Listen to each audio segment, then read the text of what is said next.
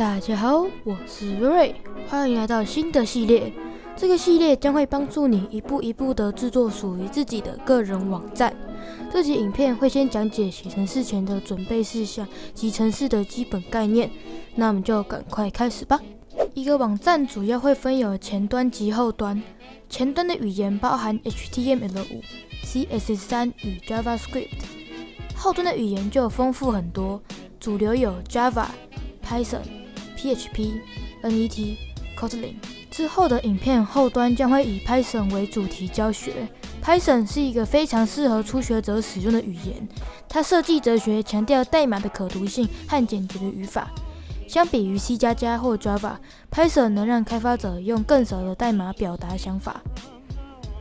决定语言之后，就需要一个 IDE 帮助我们写程式。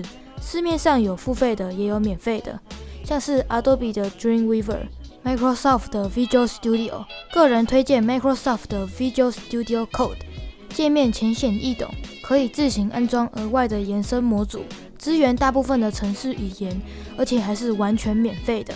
下载链接会放在资讯栏，打开之后切换到扩充页面，搜寻 Chinese 就会看到繁体中文，点击 Install 安装，安装完毕重启软体就能看到界面中文化了。